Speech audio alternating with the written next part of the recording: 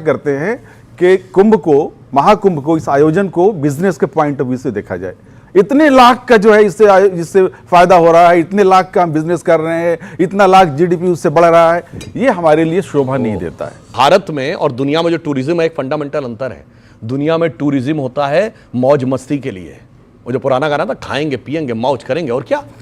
हमारे यहाँ शरीर को सुख देने के लिए नहीं जाते हैं, जहां लोग जाते हैं शरीर को कष्ट देने के लिए जाते हैं, आत्मशुद्धि के लिए जाते हैं, मौज मस्ती के लिए नहीं जाते हैं। ये दोनों में फंडामेंटल डिफरेंस है, इसलिए इन्हें यह बात समझनी चाहिए। और जहां तक मैं कहना चाहूंगा, एक समस्या यह है जी, एक सेकंड, आचार्य प्रमोद कृष्णम आ गए हमारे साथ।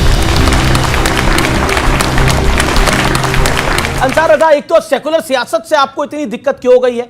एक आपको इस बार लग रहा है कि जो चुनाव हो रहे हैं, हालांकि क्योंकि सत्य सनातन और सियासत है, देखिए बीजेपी महाकुंभ की बात कर रही है और बाकी लोग इस पर सवाल खड़े कर रहे हैं, उनको लगता है इस पर वोट पड़ जाता है। देखिए अमीश जी, ऐसा है, अरविंद केजरीवाल जी भी तो है मैदान में। अरे क्यों आप नाम लेते हो अरविंद केजरीवाल? जिसने पूरी दिल्ली में शराब के ठेके खुलवा दिए, वो नाम लेने लायक है यार। आप क्या बात करते हो? पूरी दिल्ली की गलियों को झील बना के रख दिया, आप उसका नाम लेकर। मैं कुछ और कहना चाह रहा हूं। अखिलेश जी चाहते हैं अरविंद जी के, अखिलेश जी पे सवाल खड़ा कर रहे हैं। अखिलेश जी को भी पता चल जाएगा यूपी में, आप काहे चिंता कर रहे हो बाबू? आएगा। अरे इस बारी सीटें तो आ गई उनकी लोकसभा के अंदर इतनी सारी। मैं अखिलेश जी से सम्मान के साथ कहना चाहता हूं कि अगर सीटें कांग्रेस की वजह से आई थी, राहुल गांधी के चेहरे पर आई थी क्या? देखिए, मैं दो बातें कहता हूं जी, बोलिए। आपके दर्शक बहुत समझदार लोग हैं, और आज ये नहीं कि खाली सुधांशु जी के लिए ताली बजा रहे हैं, आप हर अच्छी बात पे ताली बजा रहे हैं। राहुल गांधी ने भारत जोड़ो यात्रा निकाली तो अखिलेश यादव को 37 सीटें मिली, वरना जब ये मुख्यमंत्री थे ना तब भी इतनी नहीं ला पाए। ये राहुल गांधी, अभी विधानसभा में भी सुनिए, अब हार हो गई। और अभी फरवरी के अगले हफ्ते में प्रियंका गांधी जी और राहुल गांधी जी जा रहे हैं महाकुंभ डुबकी लगाने के लिए। वहीं से पूरे हिंदुस्तान की राजनीति का नैरेटिव सेट होगा और उसका असर दिल्ली में पड़ेगा, उसका असर दिल्ली में पड़ेगा। लेकिन मैं बार बार कह रहा हूं कि जो सेकुलर, नाम निहाद सेकुलर पार्टियां हैं, खुदा के वास्ते मुसलमानों की जान बख्श। राहुल गांधी की वजह से आप लोगों को इतनी सीटें मिल रही है, उन्हीं राहुल गांधी को आप अकेला छोड़ रहे हैं दिल्ली के अंदर और महाकुंभ पे सवाल खड़ा कर रहे हैं। कांग्रेस और समाजवादी पार्टी के बीच में बहुत अच्छे संबंध हैं, कमाल के संबंध है। अच्छा, इसीलिए केजरीवाल का साथ दे रहे हैं। अकेला छोड़ बोल रहा हूं, मैं बोल रहा हूं जी सर। राहुल गांधी और अखिलेश यादव के बीच में बहुत अच्छा कॉम्बिनेशन है, ये मतभेद पैदा ना करें। लेकिन अगर इतना आप कह रहे हैं तो ये भी ध्यान रखें कि हम 62 सीट लड़के 37 जीते थे, कांग्रेस 17 लड़के मात्र 7 जीती। उसी रेशियो में, जहां कुछ नहीं था, उसी रेशियो में कांग्रेस जीत। पर राहुल गांधी की जीत हुई, राहुल गांधी कितने वोट से जीते थे और अखिलेश जी कितने वोट से जीते? सीटों पे चुनाव हुआ, उसका नतीजा क्या आया? बाई इलेक्शन, हाँ बाई इलेक्शन में क्या आया नतीजा? फिर भी हम 2 सीट जीते हैं। आचार्य जी, ये महाकुंभ पर सवाल क्यों खड़े करे जा रहे हैं? आप काफी लेट जुड़े हैं, फिर भी जवाब कौन कर रहे हैं ये देखना होगा। समाजवादी पार्टी ने महाकुंभ को छोड़ो, समाजवादी पार्टी ने तो भगवान राम पे सवाल खड़े करे, अयोध्या पे सवाल खड़े करे, कृष्ण पे सवाल खड़े करे। जो लोग राम पर, कृष्ण पर, भारत पर, भारत की संस्कृति पे सवाल खड़े करते हैं, वो कुंभ पे सवाल ना करें तो ये तो बड़ी अजीब सी बात होगी।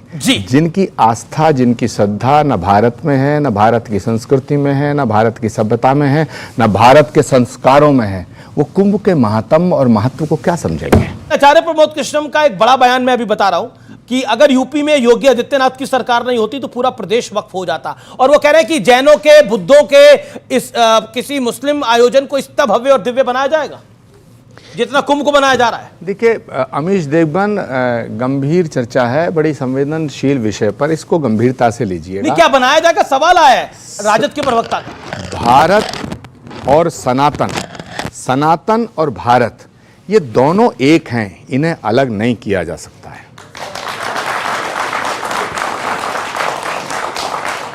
इसको आप रिकॉर्ड पे लें। सनातन है तो भारत है, और भारत है तो सनातन है। जी, ओके। जवाब सुधांशु त्रिवेदी। अंग्रेजों को डर कुंभ ही देख के लगा था।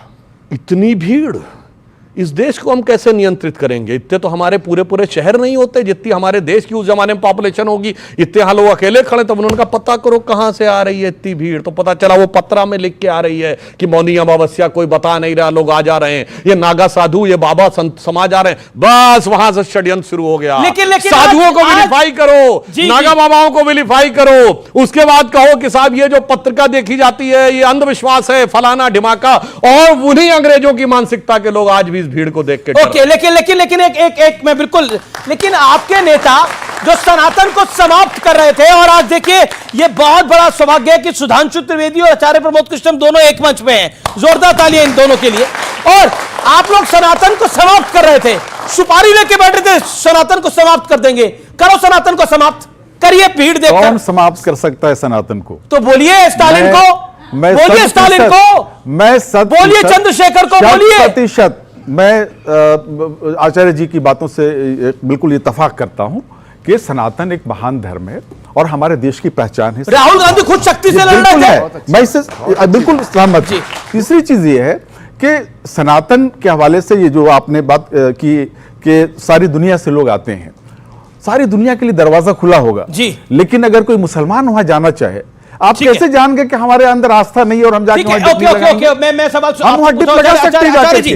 दुनिया के दरवाजे खुले हुए, मुसलमानों के दरवाजे बंद। छोटा सा सवाल और उसका छोटा सा जवाब। जो लोग सनातन को मिटाने चले थे वो कुंभ की इस धारा प्रवाह को देखकर क्या कहते होंगे आज?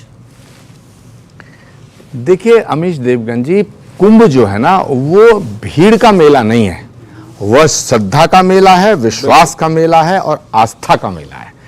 तो जो महाकुंभ है, मैं अगर कोई कहता है कि कुंभ में जो हिंदू नहीं है उनका आना निषेध है, तो मैं इसको थोड़ा सा इसको क्लैरिफाई करना चाहता हूं। मैं कहना चाहता हूं कि जो हिंदू नहीं है वो भी कुंभ में आ सकता है। मैं खुद उसका स्वागत करने को तैयार हूं, बशर्ते वो श्रद्धा के नजरिए से आए, आलोचना के और बुराई खोजने के जी। ओके, सवाल, कुछ सवाल। हमारे सनातन धर्म जगह है, बीजेपी नहीं जगी, बीजेपी का कोई वो नहीं है, लेकिन सनातन धर्म इतना जग गया है कि अब जो सनातन की बात करेगा वही सत्ता पे राज करेगा। वही सत्ता पे राज करेगा, ये आपका कहना। ओके। मैं ये समाजवादी पार्टी से पूछना चाहूंगी कि उनका ये कहना है कि कुंभ में पहले वो जैसे कहे कि कुंभ नहाने वो जाते हैं जो पापी होते हैं। पहली बात तो मैं माँ गंगा के शहर से ही आ रही हूँ। चंद्रशेखर रावण ने बोला था। मैं तो उन्हीं मतलब गंगा माँ जो है उन्हीं के शहर से आ रही हूँ। मैं उनको ये पहले बनारस से। मैं आपको बता दूं हमारे शहर से रोज कुंभ के लिए ट्रेनें बसें सब जाती है और आए दिन सब भरी रहती हैं। और मुझे सबसे पहला पता नहीं अखिलेश जी को कौन सी खाली बसें दिखाई दे रही है, लेकिन देखिए जी बड़ी इंपॉर्टेंट बात कही है। मैं कहना चाहता हूं बच्चे कि कुछ राजनीतिक दल ऐसे हैं जिन्होंने इतने पाप कर लिए हैं कि कुंभ नहा के भी पाप धुलेंगे नहीं।